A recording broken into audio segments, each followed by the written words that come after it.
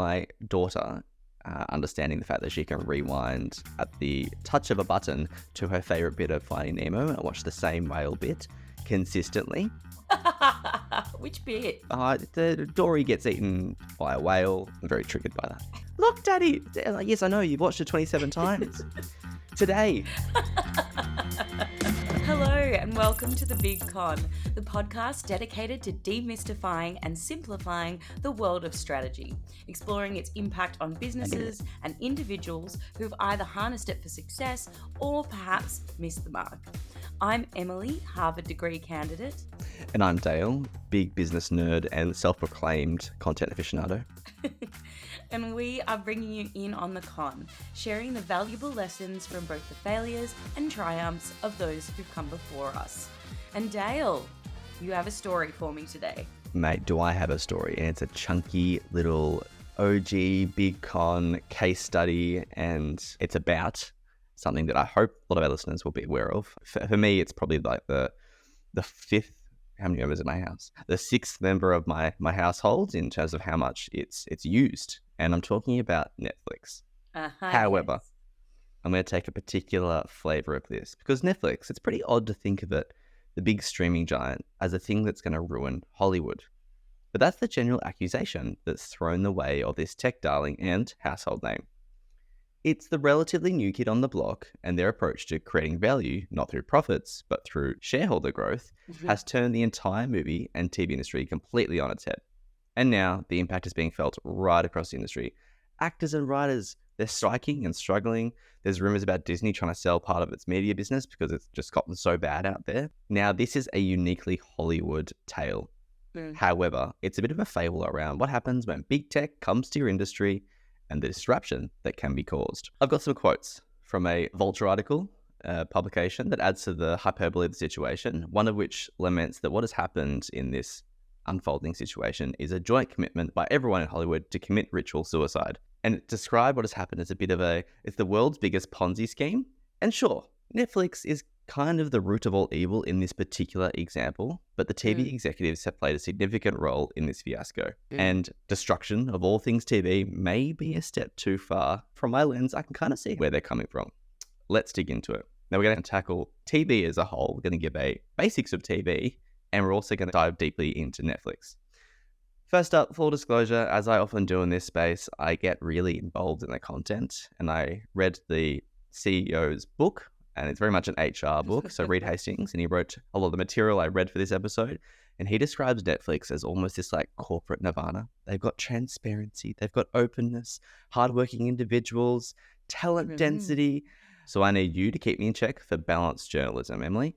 Okay. Also, hire me, Netflix. Netflix, it's born in 1997. Reed Hastings and Mark Randolph decided that they didn't like how most video rental companies like Blockbuster made their profits. And they made those profits, a lot of them, from late fees. Here's a little bit of a micro strategy lesson for everyone playing at home. Just think about how far your business can go when your main profit driver is from a negative experience with your customers. Just think about how popular parking fine officers are. You can have that one for free. So DVDs come onto the market and they cost around 4 cents to distribute through United States Postal Service, which all of a sudden opens up the market. Netflix is born, and all of a sudden they're giving out DVDs across America. They had a bit of a pay per rental type approach. So you look at your catalog, you say, I want this one, they send it to your house. They're one of the early businesses to switch to a subscription-based approach. So you pay a flat fee, you could have anything in that catalog delivered directly to your door. It's in the storm of the dot-com bubble around 2000. And to be honest, Netflix isn't actually doing too hot. So they're looking for someone to buy them and all their debt that they're in. Fascinating. They knock on the door of Blockbuster and they say, hey, you guys are really much a brick and mortar kind of organization. We can do online really, really good. How about you buy us and we'll do your whole online operation. We can run the online operation of Blockbuster. As you and I know, Blockbuster said no, and they claimed that online would never disrupt good old-fashioned brick and mortar video rental. They were barking up the wrong tree. So Netflix is forced to do it by themselves. Conveniently, DVD players, they're quite a trendy gift in late 2001. So DVD subscription services are also all the rage. So much so that Netflix pulled out of its tailspin and went public on the New York Stock Exchange by 2003. And they're turning a profit. 5 years later, Netflix is shipping out 1 million DVDs daily. Whoa. It took them until 2007 to spin up what we now know as Netflix, the service where you can turn on your smart TV and you can turn on your Apple TV, whatever it might be. It's the streaming platform component. And whilst their initial offering was quite small by current standards, I think there was about 1,000 or so movies, it's the beginnings. Now, listeners, I'm going to explain something that's the core of the about to be broken model. Syndication. Syndication gets some of its origins from a little TV show called I Love Lucy. When TV first came onto the world, many TV executives did not believe that they should have anything on the idiot box besides fresh, new, mostly live content. Then they ran a little experiment, and they showed old episodes, or as we know it now, reruns of I Love Lucy. And it did really well. All of a sudden, this myth is busted. They could show old content on TV. And they also realized that other networks wanted I Love Lucy, so they began to sell it. Let's skip ahead to about the 80s. For a long time, there was limited TV channels. TV was expensive. There's maybe like 1 to 5. And then the growth of cable came in, and there was an explosion in channels, and also families who had those channels. And while some of those channels, let's say the Discovery Channel, for instance, as an example, they may have had a flagship show that many people want to watch, they need to fill the other 24 hours with content. So what do? They buy the rights to another show to complete their schedule. Perhaps I Love Lucy, which was quite common. A content owner makes a show, maybe it's something like Seinfeld, let's take that for an example, produced by Warner Brothers. They sell the rights to another broadcast channel. The deals with something like, you have the exclusive rights to play all 9 seasons of Seinfeld up to 6 times over a certain period. And a broadcast channel would sell ads during this. So win for the broadcaster, win for the content maker. The broadcast channel pays Warner Brothers each time they play an episode, which goes back to the writers and the actors in the form of residuals. So they get a lovely little check. Everyone is happy. The only catch with syndication, on average, is that you'd want to ensure that you are buying something with staying power, which could fill your schedule. The magic rule is around about 4 seasons or 100 episodes. Syndication was often the goal, and it would be how a production would become profitable. So any TV show is really aiming for syndication. On average, a broadcaster would pay 60% of the cost, so they are not so leveraged.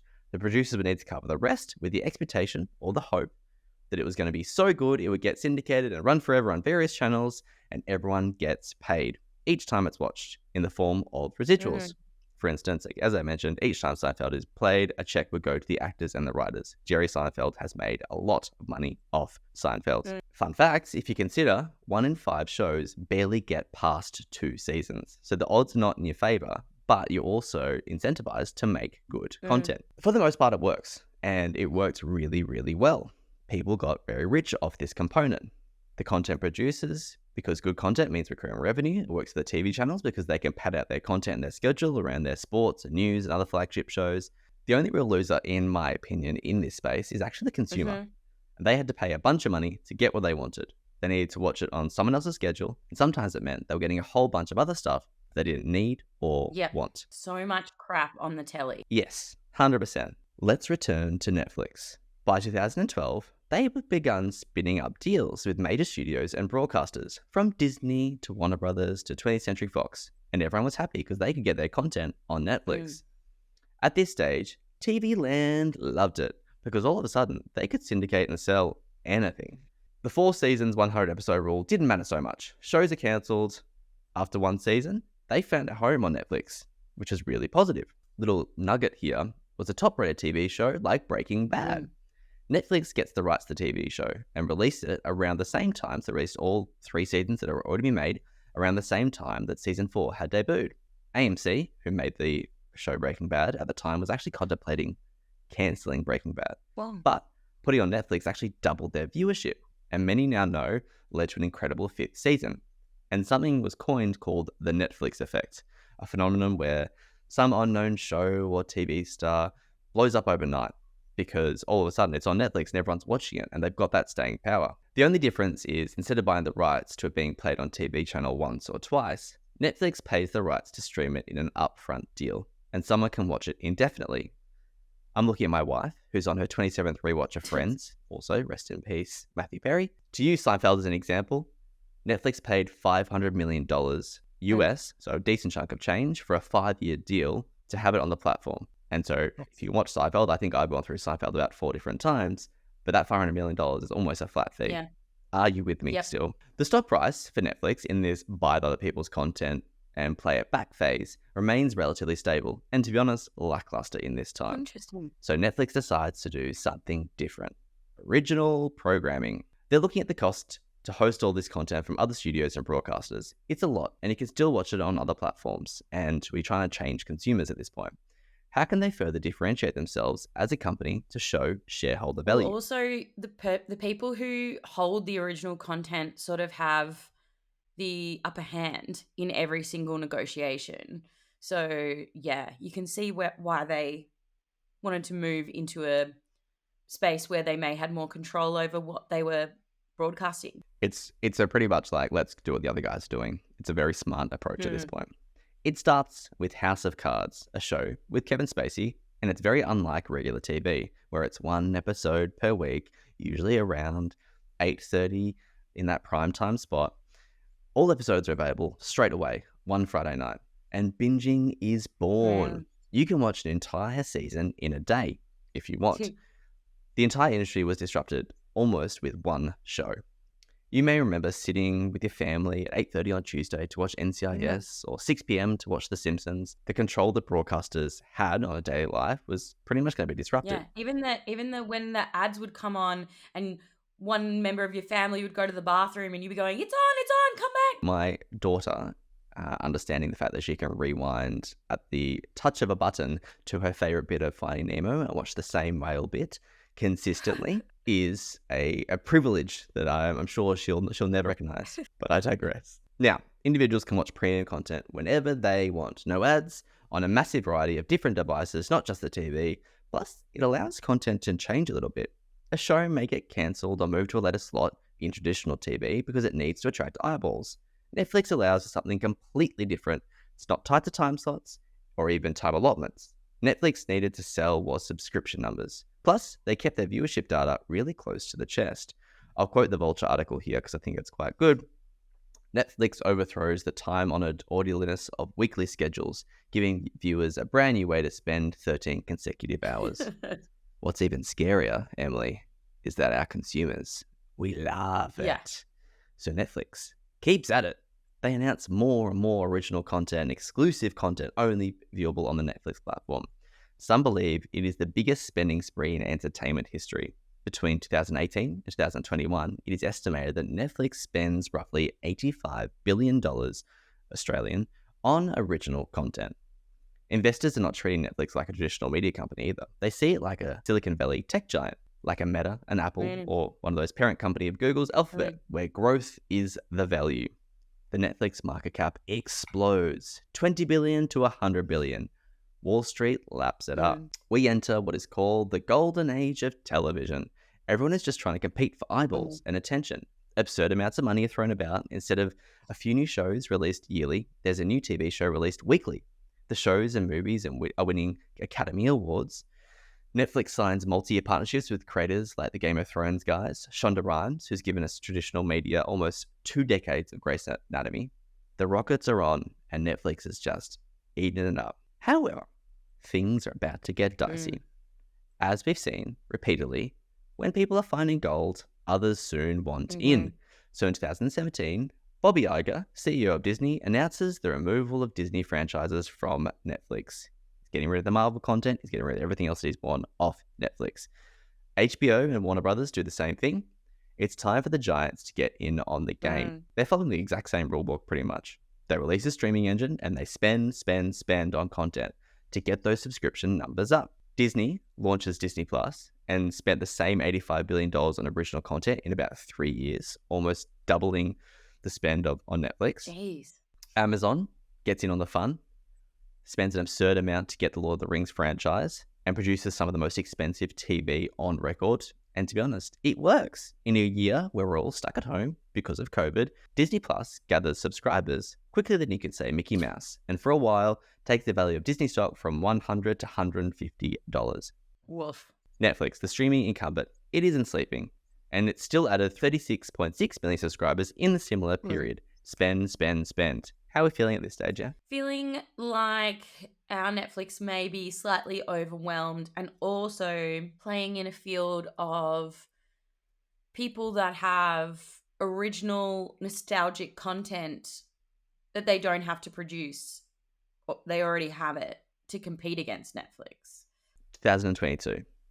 10 words in a shareholder letter from Netflix. This added competition may be affecting our marginal growth some. $50 billion disappears from the market cap of Netflix almost overnight. And Netflix responds by laying off people, putting in new policies, one of which is a new ad-supported model. The other is to punish users for sharing passwords. So they charge them a fee if you're going to share a password. This sends shockwaves right across the entertainment industry. The investors are now wondering if the growth is all over, if there are other things that people should be looking at. Not to mention, the era of cheap money, aka low interest rates, is over. People want something more solid than the promise of growth. They're looking for authentic, actual, genuine value. All those shows that are being quickly made or greenlit, not so much anymore. The countless writers and actors who are gainfully employed in a writer's room suddenly find themselves in very different working condition. Which brings us to now, a cost of living crisis. Artificial intelligence is snapping at the heels of many careers. The infant that is Netflix has been asked to grow up. So Em, let's take a break, because I'm interested. What do you think? Did Netflix ruin Hollywood? Where to from here? Is Netflix done for in this barren apocalyptic landscape that they've effectively created?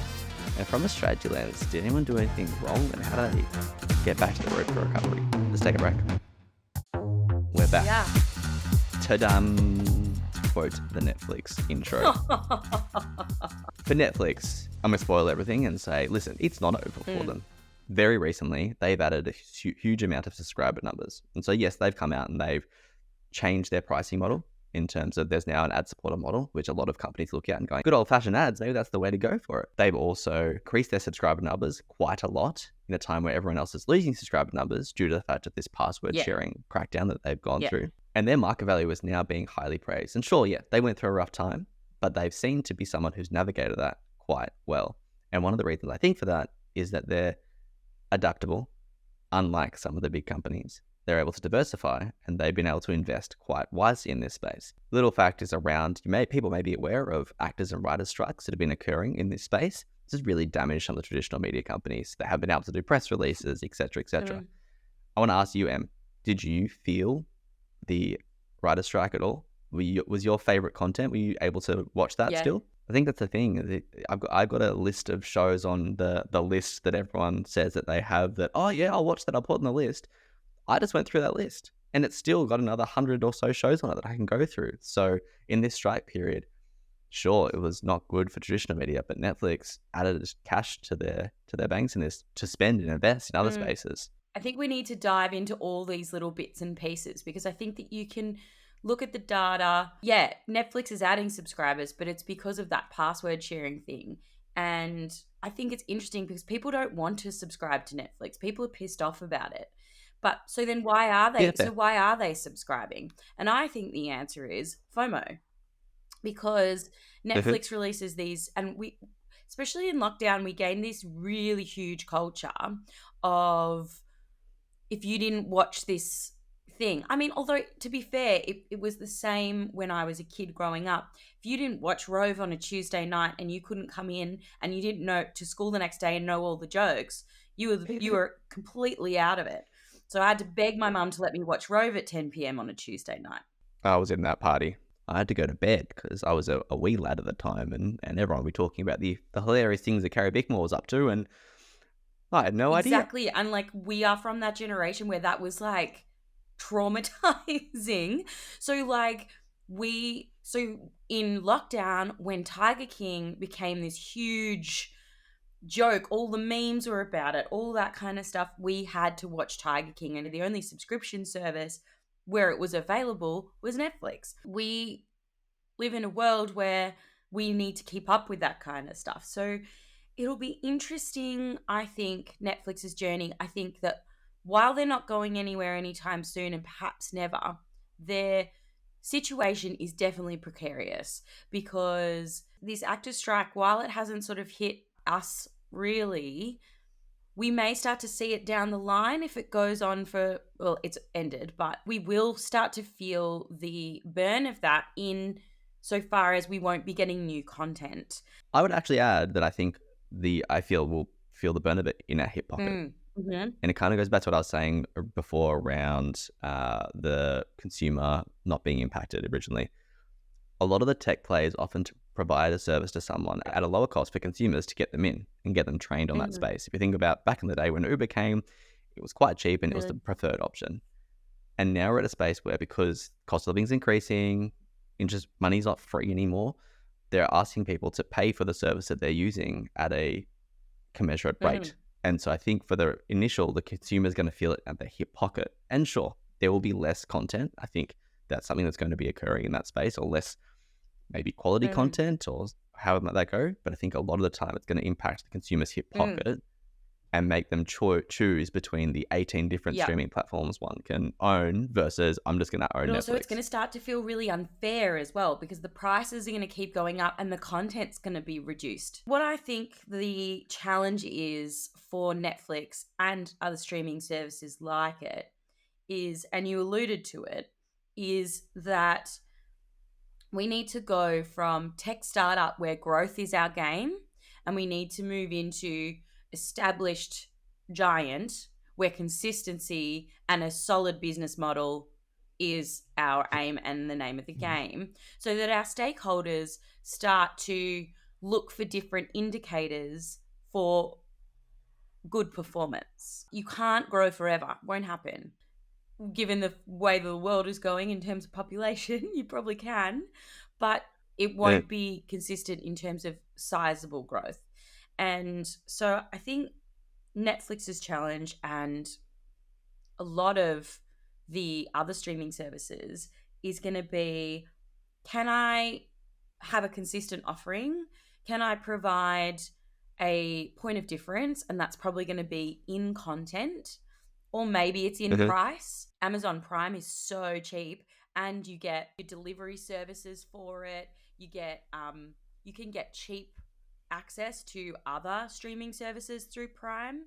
So Prime is possibly really differentiating itself through price. Prime is almost selling a cable-based model. I think what I found really interesting throughout this whole process is that Netflix has stayed true to what it is.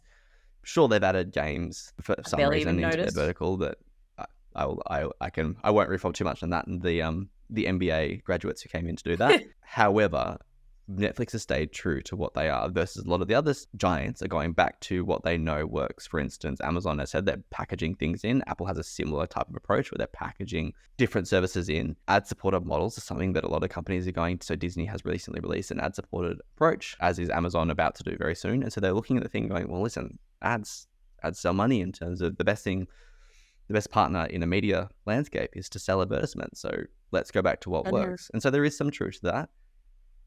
It'll be interesting to see when the numbers come out. I don't think I've done too much research on how much it's going for Netflix, but at this point, it seems that Netflix is trying to differentiate between their premium tier, so that one we'd spend the most and have all the password sharing options, and that ad supporter model. They're trying to push people towards one of those two. Netflix's only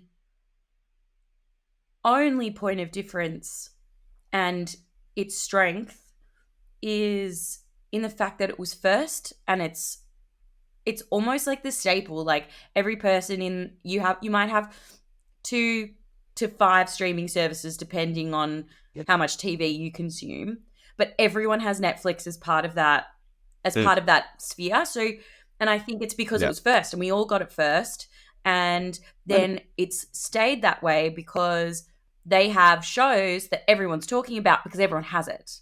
So they're in this space where they need to keep that position of it being the family home name. So things like screwing over its subscribers. For example, my partner, for his parents' Christmas present every year, gets them a Netflix subscription for the year.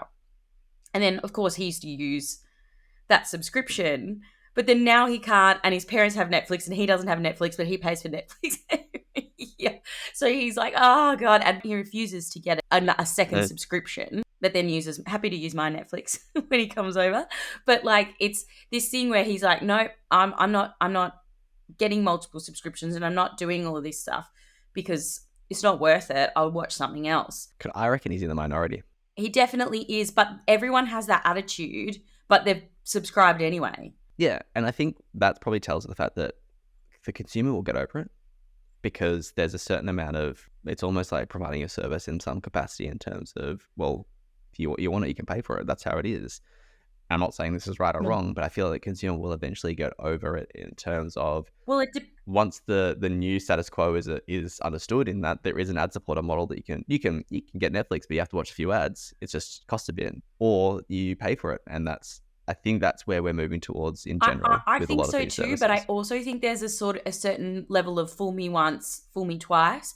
So if Netflix comes out with something else that it interrupts the way the users use their streaming service, they could find themselves in a lot of hot water. I think you're right. I think they're fine, but I think they're in a precarious position, and I think everyone needs to think carefully about the way they treat their consumers, because we don't know whether there's a new Netflix coming in to disrupt the industry again. I mean, the industry is ripe for disruption again. We've got AI coming out that could be really impact how the way content's made. We've got the artists who are unhappy with the way they're being treated. We've got subscribers who are frustrated with the number of streaming services that they need to get. So with all this frustration and tension, we have an industry that is ripe for disruption. So if there's some, kid sitting in, their dorm room somewhere about to drop out or whatever it is and launch this new thing, who knows what will happen? So I think the strategy for these giants, for them to remain competitive, needs to be solidifying their place in the family home, moving from growth to sustainability as a strategy. And I think that's the main way to do this, is to do it with your content. Yeah. So I think you said something quite interesting around original nostalgic content. And it's something that all the players have really struggled with. So HBO Max HBO is known for being a premium content destination. And so what they did, in order to have content on their platform, they greenlit a bunch of less than stellar products. Disney has faced the same thing, in which they've churned through, they've used their franchise, they've used their Marvels, their Star Wars and everything else to churn through some really mediocre content. And to be honest, it's content that you'd probably see on the Disney Channel or in the back alleys of their channels anyway. But now they're having to put it up on their streaming platform that's meant to be attracting eyeballs, and it's not. It's very, very average. And sure, there's going to be average content. That's just the way it's going to be. And as AI comes into it, there will be more average content. And I think that's the one for Netflix is, I think what you're maybe heading towards is, what they're good at is content and diversification in content. They've got content right across every single corner of the globe. That's where their power should be. And because I think for me, their main competitor, I don't feel like their main competitor is the traditional giants. They're still going to have the model where they're going to buy content. They had exceptional success with the show Suits, the show produced by the network, and apparently it was the #1 stream show on Netflix. So although they need each other at the moment, the traditional companies and Netflix need each other right now in this moment. Until someone completely pulls it off, it's a model that's too good for them in terms of that upfront model. The real competitor, if we're talking about eyeballs, is TikTok, is social media companies, because it's, again, trying to disrupt the space in which you can't sit down and watch a full TV show because you're just watching a 3-second or 20-second video and scrolling. So your TikToks and your YouTubes are, for me, where the real competition is coming through. I suppose they're competing for attention, aren't they?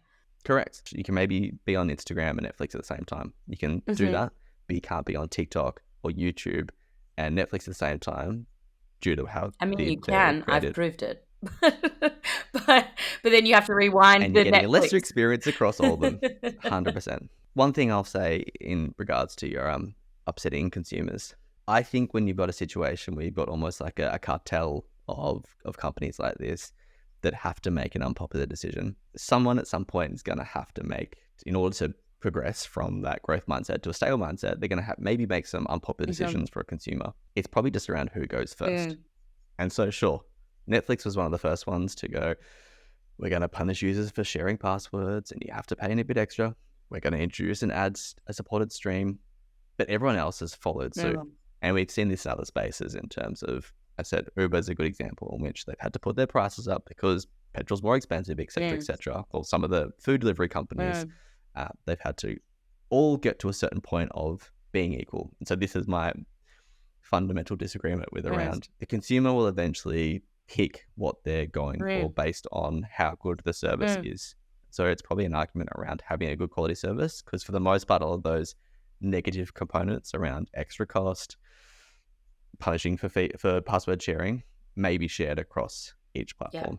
And like I said, I agree with you as long as someone else doesn't change the game. Because then if someone is able to solve this problem for consumers, and then it doesn't matter. Fine. If someone comes through and solves that problem, everybody's screwed. And the consumer usually wins in that space. Correct. As well as the disruptor. Until they have to increase prices and put in password sharing options. And the cycle begins again. Well, listeners, there you have it. You now understand a little bit more of the con. We hope that you can disrupt this industry and help us poor consumers in the future. Please. If you haven't already, please subscribe to the Big Con podcast. It not only supports us, but it means that you will get all the latest episodes straight to your device. Do not keep all the fun to yourself either. Share the con around. Your mother, your aunt, your best friend's brother. Tell them to check us out on all their favourite podcast apps. For any further details, head over to our website, thebigconsultingagency.com, and sign up to the mailing list. Bye for now. This podcast was recorded on the lands of the Woiwurrung language group. Always was, always will be Aboriginal land.